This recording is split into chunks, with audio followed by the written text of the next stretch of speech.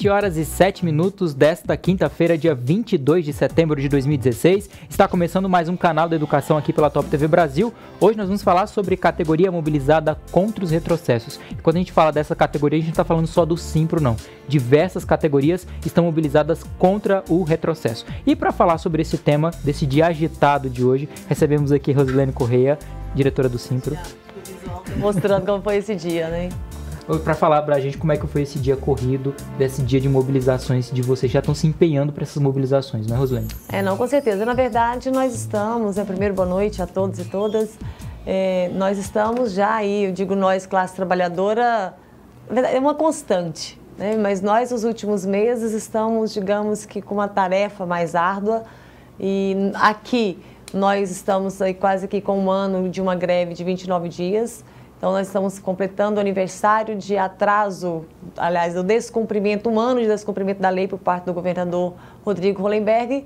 E como ele mesmo se comprometeu há um ano atrás de que em outubro faria o pagamento que nos é devido e com um ano de atraso, então nós hoje nos reunimos em assembleia com a categoria para avaliarmos um pouco todo esse cenário. E é claro que nós temos uma pauta nacional que é gravíssima, muito pesada e que com certeza nos colocará mais do que nunca também na rua e principalmente na esplanada no Congresso. Hoje também foi dia de comissão geral na Câmara, reunindo também diversos outros sindicatos, servidores, representantes de servidores públicos. A gente vai falar também disso no programa de hoje. Lembrando que você também pode participar desse debate, enviando sua dúvida, seu questionamento, pelo nosso WhatsApp. É 81620065. Você já pode começar a enviar sua dúvida e seu questionamento, que a gente vai responder aqui na hora, participar desse debate com a Rosilene Correia, representante do Simpro. Vamos então começar falando sobre a greve de hoje, Rosilene? A Assembleia de hoje. Hoje nós tivemos uma paralisação nacional.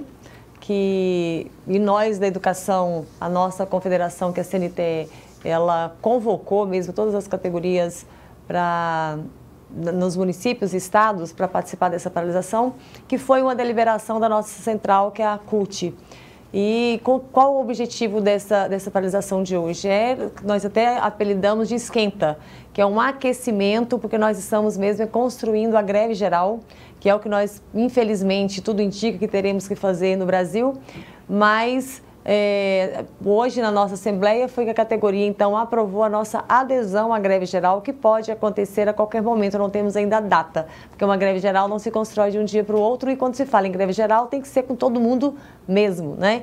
Então, hoje, até eu atendendo a jornalista, falei, olha, inclusive você, no dia, não vai fazer entrevista, tem que estar também em greve. O que a gente pretende é isso, é mobilizar realmente toda a classe trabalhadora para essa greve geral.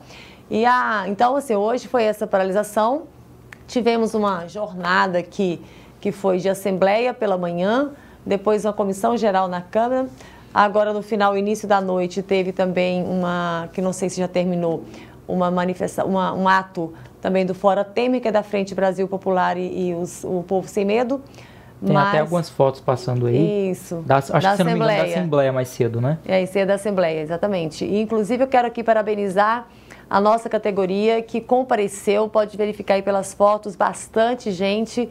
E isso é muito, muito gratificante e nos dá a certeza de que a categoria realmente não tem disposição para aturar mais o calote pela segunda vez, né, o mesmo calote pela segunda vez, e também uma disposição de luta e resistência para não permitir nenhum retrocesso e nenhuma retirada de direitos, que são os PLs e PECs que estão tramitando no Congresso. Tá certo. Inclusive, para essa Assembleia, teve até uma chamada de convocação. A gente pode passar essa chamada agora, Diego, de convocação? Vamos ver agora a chamada de convocação para a Assembleia que ocorreu hoje, no dia 22. Isso. Aposentadoria aos 70 anos, congelamento de salários, entrega do pré-sal, congelamento dos investimentos em educação e saúde por 20 anos, não paga a pecúnia dos aposentados, não paga o reajuste dos professores e nem do auxílio alimentação, não convoca os professores e orientadores concursados. Essas propostas e o descaso estão acabando com os nossos direitos. Não podemos aceitar. Vamos juntos para a paralisação nacional com a Assembleia Geral, dia 22 de setembro, em frente ao Palácio do Buriti. Simpro DF. É isso mesmo. A Assembleia aconteceu hoje, né? E a gente pôde ver nessa chamada de convocação para a Assembleia a quantidade de retrocessos que os professores estão sendo. São muitas ameaças e muitas já se concretizam, né? Como é o caso do nosso reajuste, que é um ano do pagamento das pecúnias dos aposentados, que também já fez aniversário de 1 ano de atraso para quem se aposentou em julho, porque o pagamento foi feito só para quem se aposentou até julho, e mesmo assim foi este ano. Ninguém recebeu no dia certo, conforme está previsto na lei. As nomeações de orientadores e de professores também que não acontecem, então são atraso de pagamento de 13º, está acontecendo novamente. Então tem muitas coisas que já se concretizam como prejuízo e outras ameaças que estão tramitando e que nós precisamos reagir para que isso não se concretize também. Tá certo. Daqui a pouquinho a gente vai falar também sobre a comissão geral que aconteceu hoje na Câmara, porque já chegaram algumas perguntas por aqui. Você também pode participar, envie um WhatsApp pra gente, é 8162-0065. A primeira pergunta que chegou aqui é do Márcio Alberto, de Taguatinga. Tem sido noticiado aqui no grupo do Zap que o GDF irá atrasar nosso salário independentemente de reajuste. Isso é verdade? Se confirma? Não, nós não temos essa informação, até porque o governo, se isso vai acontecer, provavelmente ele não vai anunciar com antecedência, até para evitar que a gente também se organize. Então, isso não foi manifestado por parte do governo em nenhum momento de atraso de salário. Eles ficam anunciando por aí que não tem dinheiro suficiente nem para o pagamento já determinado, por isso anunciando, de certa forma, a impossibilidade de cumprir com a lei do nosso reajuste novamente. Mas hoje, já falando de hoje à tarde, da Comissão Geral, o representante do governo, que foi o subsecretário da Casa Civil, o Igor, né? Ele é um nome complicado, eu prefiro não falar para não errar. Então, ele não disse que não haverá o reajuste, que estão empenhados trabalhando para que isso aconteça e que até o dia 16 de setembro o governador anunciará, então, a posição definitiva do governo. Então, não cogitou em nenhum momento atraso de pagamento. Tá certo. Outra pergunta é da Zumira Lopes, lá do Bandeirante. Até hoje, será que não cai a ficha de vocês sindicalistas que o governador está fazendo caixa, segurando os reajustes para o ano que vem soltar mais um pacote de bondades querendo ser eleito para 2018? Olha, eu acho que essa é uma prática que não tem funcionado, porque o desgaste que ele já gerou, se é que é algo decidido por ele, né, fazer algo que ele planejou fazer assim, acho que é um tiro no pé, ele está absolutamente equivocado. Eu tendo a crer que ele não cometeria um erro assim tão banal, porque todo mundo tem memória e isso duvido que as pessoas passem por cima de tudo que tem vivido, de 29 dias de greve, de professor apanhando de polícia, como foi o ano passado, toda aquela agressão. E isso falando da nossa categoria, mas nós temos 32 categorias que estão vivendo a mesma situação.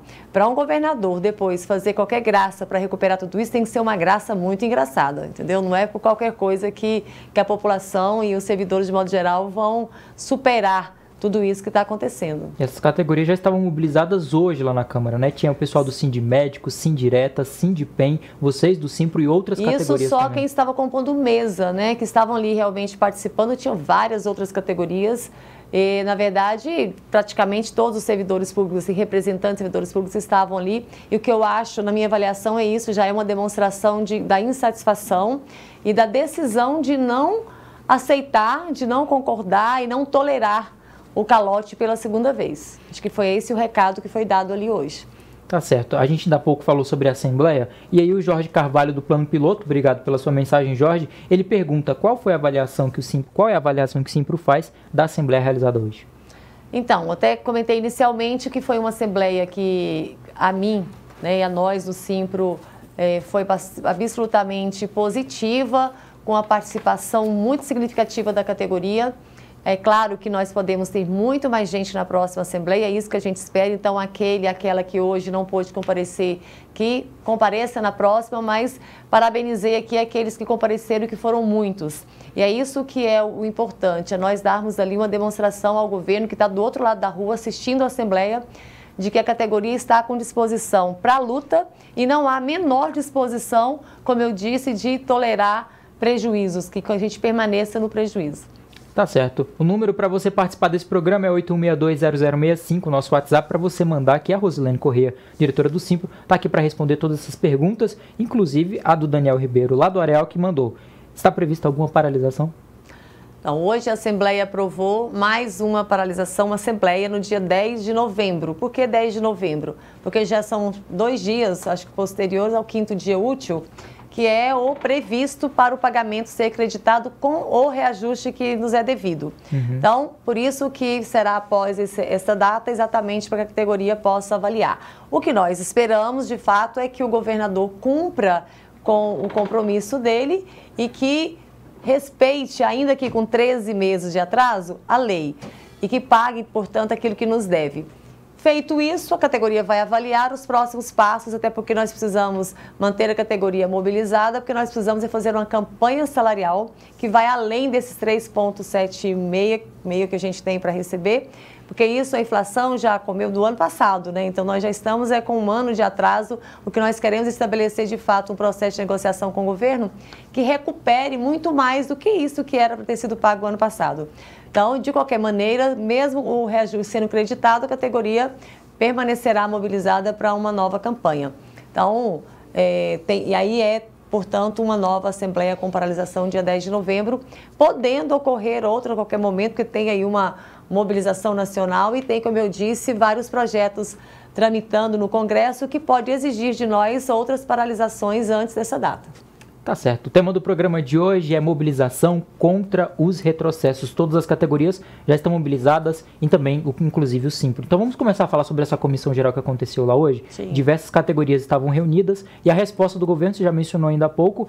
Qual foi a resposta do governo? Então, o que o governo colocou ao final da comissão foi de que hoje eles ainda não teriam condições de afirmar nem que pagarão o reajuste, nem que não tem condições, mas que estão empenhados buscando essas condições para honrar o compromisso feito pelo governador.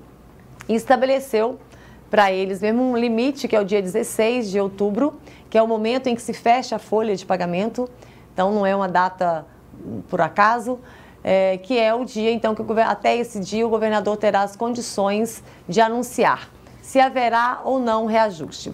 Então, o que nós precisamos até lá? Porque dia 16 está bem distante. O que nós precisamos é continuarmos mobilizados, fazendo esse debate, no nosso caso, dentro das escolas, e as outras categorias com certeza farão isso no seu ambiente de trabalho, para que a gente continue mandando recados para o governo, para que ele tenha clareza realmente que a categoria está atenta e, portanto, não vai ficar na escola, dando aula e outros nos hospitais, em todos os seus locais de trabalho, e enquanto o governador fica decidindo se vai cumprir com a lei, se não vai cumprir com a lei. Então, é preciso dar essa demonstração. Ainda há pouco, Rosilene, o Jorge perguntou qual foi a avaliação que você fez, que você faria da Assembleia, e eu pergunto agora qual foi a avaliação que você fez dessa comissão geral, o que foi de importante que vocês podem tirar? Olha, eu acho que a importância da comissão foi exatamente a demonstração que os servidores deram, que primeiro, de unidade, porque foi uma atividade feita por todas as categorias, então isso é fundamental, a unidade é muito importante para essa resistência. E, infelizmente, então, da unidade e da disposição. A fala de todo mundo ali, representando suas categorias, foi no sentido de deixar muito claro que tem toda a disposição para a luta. E o que foi frustrante foi exatamente sairmos de lá ainda sem uma certeza do que o governador pretende para com as nossas vidas financeiras, né, vida funcional. Então, isso foi lamentável, que o representante do governo não teve as condições de tranquilizar as categorias que ali estavam. Tá certo. A próxima pergunta que nos chegou aqui é da Samantha Saniac, de Taguatinga. Estou com receio de não ter o salário no final do ano, inviabilizando minha viagem. Quais as medidas o Simpro está tomando para que isso não aconteça? Eu espero que você tenha vindo à Assembleia hoje, porque uma das medidas é esta, é mobilizar a categoria, não ficar na escola esperando para ver no que vai dar. Nós precisamos de todos vocês, juntos com a direção do Simpro, junto com outras categorias, que isso nós faremos. Nós estamos organizando um ato unificado também para antes dessa data. Então, o importante é, Samantha, né? O importante, Samantha, para não só que você tenha o seu final de ano, a sua viagem, as suas férias dentro da normalidade, mas para que toda categoria possa usufruir, que é um direito nosso, né? A gente precisa estar realmente... Estamos mobilizados. É só a mobilização, só o nosso ir para a rua é que pode evitar, inclusive, de ter uma greve. Eu sempre digo que a mobilização é a única arma para se evitar a greve, porque a partir de você ter uma categoria mobilizada, que o governo, que você possa mostrar para o governo a sua disposição, é que pode fazer com que ele recue com qualquer intenção que não seja aquela que nos interessa. Então, não tem receita ainda, nós não descobrimos outra forma, senão isso, categoria mobilizada para ter suas garantias. Então, volto a insistir, quem não veio à Assembleia hoje, já se organize para a próxima Assembleia do dia 10, comparecer, que precisamos de todos, independente de ter tido reajuste ou não ter tido reajuste, precisamos de Assembleia lotada para dar continuidade à nossa discussão com o governo da nossa pauta. Vamos falar um pouquinho mais da pauta de vocês. Tem até um outro vídeo que a gente gostaria de passar agora, que fala justamente sobre isso, um vídeo de uma outra campanha de vocês. O Diego vai colocar agora no ar para a gente ver essa outra campanha. Imagine, você trabalha e se dedica durante anos, e quando se aposenta, simplesmente viram as costas para você. É isso que o GDF está fazendo com os aposentados da educação, que estão desde 2015 sem receber a pecúnia da licença-prêmio que deveria ser paga no momento da aposentadoria. É muito desrespeito do governo. Hollenberg, respeite os professores. Simpro DF. Outro retrocesso, né, Rosilene? Essa é uma situação extremamente grave, porque é isso que ele fala, que é o professor Luiz Guilherme, né? Que é o nosso ator. Uhum. Ele está falando da situação dos aposentados. Nós temos, se você considerar 2015 e 2016, nós já temos em atraso com o pagamento da pecúnia, da licença-prêmio, cerca de 1.300 professores. Então, não é pouca coisa. E por que isso de pagar pecúnia? Porque, na verdade, o que nós gostaríamos era de ter gozado essa licença-prêmio no decorrer da carreira. Porque a licença-prêmio é exatamente isso. A cada 5 anos, você tem 3 meses para ter um descanso, para descansar a voz, para cuidar da sua saúde, enfim, para evitar um adoecimento, tendo em vista que nós temos uma jornada e a nossa profissão, ela é realmente diferenciada. Por isso, nós ainda somos uma das poucas categorias que mantém a licença-prêmio. Como o governo não tem criado as condições para o gozo dessa licença, nós conseguimos incluir no 840 de 2011 o ressarcimento dessa licença. Se eu não gozei, então me pague pelo aquilo que eu não gozei. E isso é ao se aposentar. Então, esses professores estão se aposentando, e os orientadores também, com vários meses de licença acumulados sem gozo. E ele tem que ser pago no ato da aposentadoria? Tem que ser pago em até 60 dias após a aposentadoria. Ocorre que os professores que se aposentaram em julho do ano passado, de lá para cá, nenhum recebeu nenhum centavo. Então, isso é realmente um desrespeito, porque as pessoas, é como se você não vai para a escola todos os dias, você ainda não está no espírito de aposentado, porque você ainda está na expectativa assim, de virar essa página, porque é receber aquilo que lhe é devido para poder tocar a vida e fazer outras coisas, desenvolver outros projetos. Então, isso realmente é muito grave. E, junto a isso, tem 2 problemas. É o não pagamento e a não nomeação de profissionais para substituir esses aí. Tem gente saindo, então, tem que ter se você gente pra tem entrar. Entre professores e orientadores, como eu disse, dos 2 anos, nós já estamos em cerca de 1.800. Nós tivemos, acho que aproximadamente uns 200 professores nomeados e nenhum orientador foi nomeado. Tivemos um concurso em 2014 e não tivemos nenhuma nomeação de orientadores. Então, isso é também não reconhecer a importância do papel do orientador educacional nas escolas e um concurso que daqui a pouco está vencendo e nenhum profissional nomeado. Tá certo. Eu vou juntar 2 perguntas em uma, porque eu acho que elas estão meio que relacionadas. A primeira é do Jairo Lemos, de Ceilândia. Na época do Agnello, a educação era melhor tratada? E a Kedma, ela pergunta, a Kedma Soares, lá de Planaltina, ela pergunta, o Hollenberg ao menos tem recebido os representantes do Simpro? Olha, vamos começar pela última. Isso. O próprio governador, não. É só em momentos de crise que o governador recebe e depois de muita labuta, né? O governo, a gente tem tido até que um ritmo de reuniões com o secretário de Educação muito pouco, é uma dificuldade que a gente insiste muito nele com isso, porque tem coisas do dia a dia da escola que você precisa discutir com o secretário e a gente tem uma certa dificuldade. E com o representante que nos atende, o subsecretário da área responsável pela essa relação com os sindicatos, a gente tem tido reuniões, mas deixa muito a desejar a periodicidade dessas reuniões e a concretização da negociação, efetivamente negociar. A gente não tem conseguido, é sempre os itens que são financeiros são postergados, aqueles que demandam recursos humanos também, então tem sido uma negociação muito, muito frágil, eu diria, né? E a educação, de modo geral, em qualquer governo, sempre tem muita dificuldade, porque historicamente a educação é vista como despesa e não como investimento. Enquanto nós não invertermos essa lógica, a gente vai continuar tendo esses problemas. Então, entra governo, sai governo, a gente tem dificuldades. Agora, é claro que tem alguns que as dificuldades são maiores. Com o governo Agnello, tivemos também dificuldades. Não posso, até porque fizemos uma greve de 52 dias. Então, não é porque não tinha dificuldades, se não fosse, não teríamos feito uma greve, né? Mas apesar dos 102 dias de greve, nós reestruturamos o nosso plano de carreira com avanços significativos, inclusive com a incorporação da TIDEM, que era a maior gratificação que nós tínhamos e que causava muito problema para quem tinha outro vínculo empregatício. Então, foi um grande ganho. E tem outros itens também, e o reajuste, que foi o último que nós conquistamos, que foi em 3 anos, mas que a média de reajuste foi de 27%. Então, foi uma média também bastante significativa. Então, não posso dizer que não tivemos problemas, mas tivemos conquistas. Tá certo. Rosilene, eu acho que a gente está falando de alguns retrocessos, de algumas mudanças, a categoria está se mobilizando para isso. Eu acho que a gente não poderia deixar de mencionar sobre as mudanças que o presidente em exercício agora, Michel Temer, ele está anunciando para o ensino médio. O que você acha dessas mudanças? Hoje à tarde, ele, através de medida provisória, anunciou, portanto, as mudanças no ensino médio, né?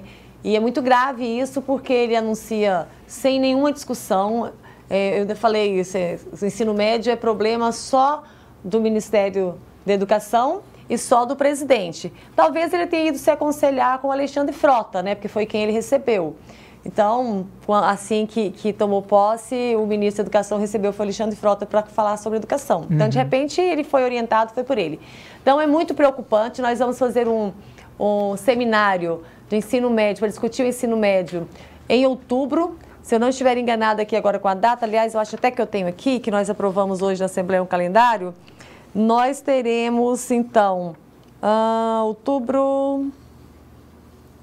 Onde é que está?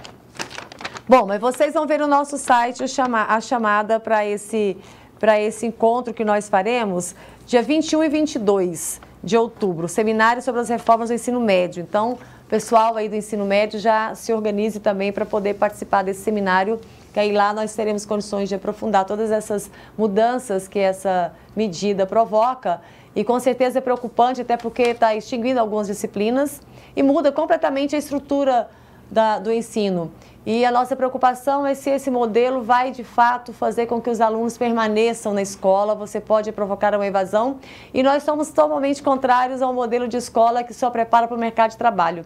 A gente defende, até porque nós somos seguidores de Paulo Freire, que a gente tem de uma educação que é para formar para a cidadania, formar o todo, né? É o ser na sua totalidade. E esse modelo tem, com certeza, a gente vai detalhar melhor, mas a tendência desse modelo é preparar para o mercado de trabalho, preparar para o vestibular, pura e simplesmente. E isso é muito preocupante, que nós estamos com a juventude se mostrando, de certa forma, intolerante, e aí a escola precisa ser muito mais plural do que tem sido e não ter esse retrocesso. E aí tem a lei da mordaça, que também vem combinando com isso. Então tem todo um movimento aí que é meio que de engessar as nossas escolas.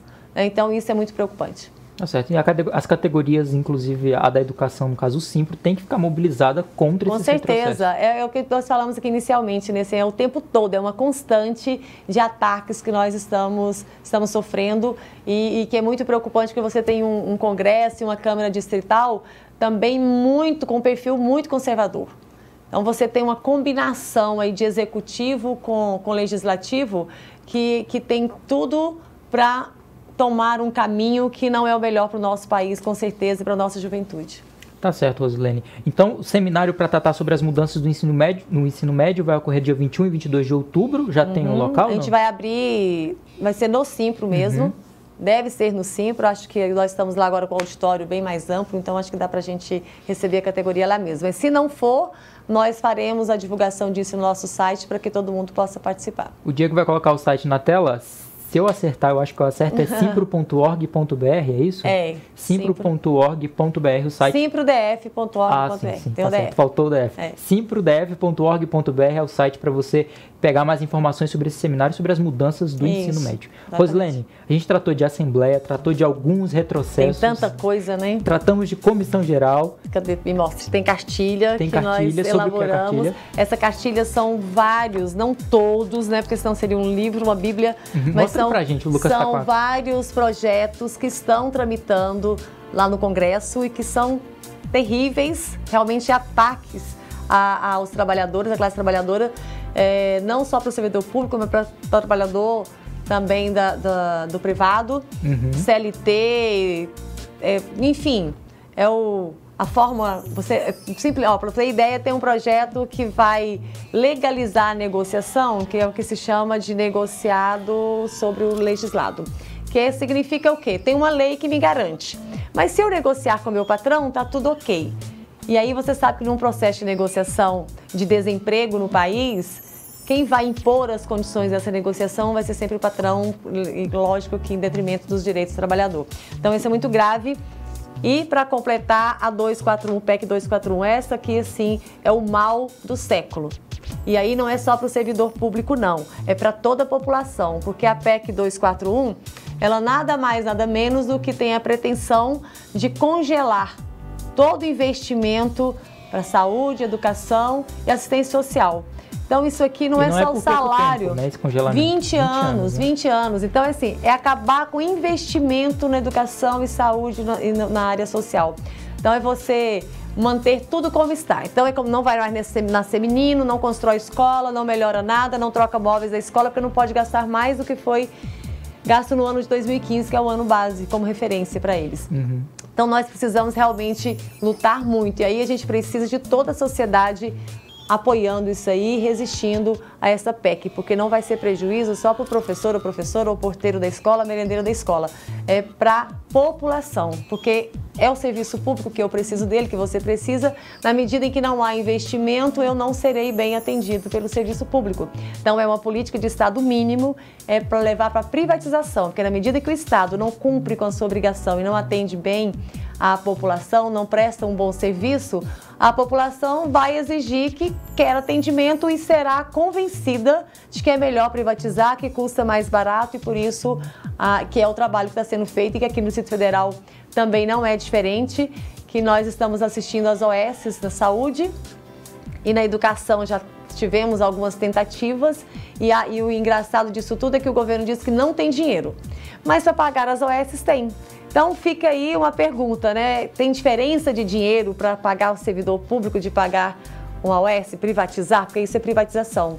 E às vezes a população é levada, induzida a achar que isso funciona melhor. Porque a gente precisa de boa gestão para que o serviço público funcione de fato e começa por valorizar os seus servidores. Tá certo. O pessoal, os educadores, professores, principalmente, pode ter acesso a essas cartilhas onde? Sim, sim. Essa cartilha tem no nosso site, tem no site da CUT, nós estamos também deixando pelas escolas, certo?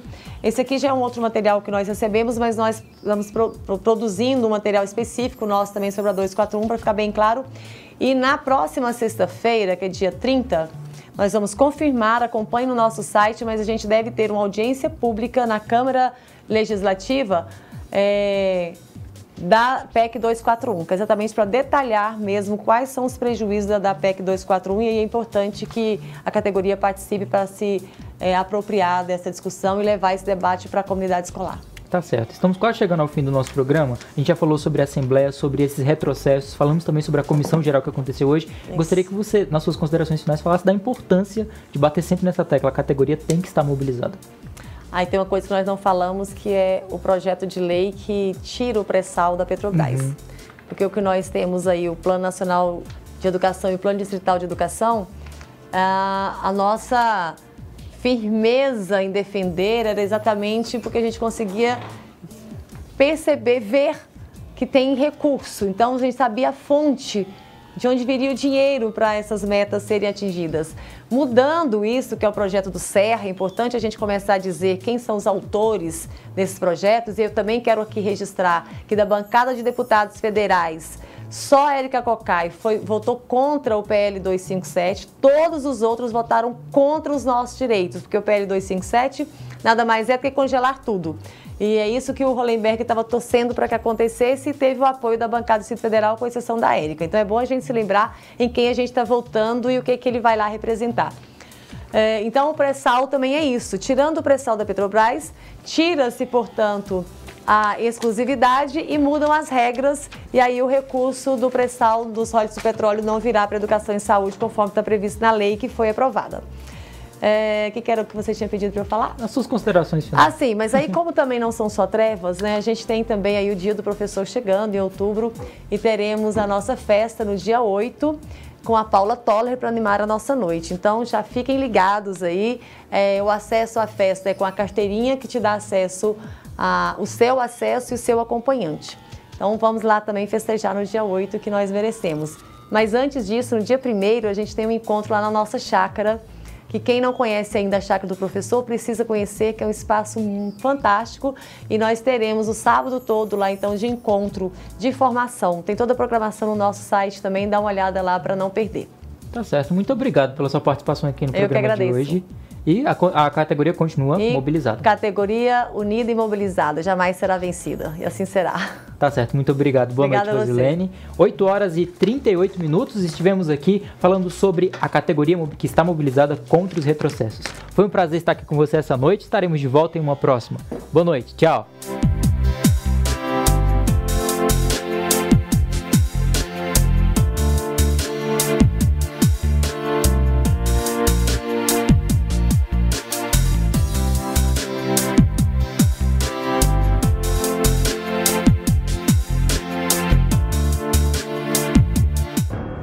Imagine, você trabalha e se dedica durante anos e quando se aposenta, simplesmente viram as costas para você. É isso que o GDF está fazendo com os aposentados da educação, que estão desde 2015 sem receber a pecúnia da licença-prêmio que deveria ser paga no momento da aposentadoria. É muito desrespeito do governo. Hollenberg, respeite os professores. Simpro DF.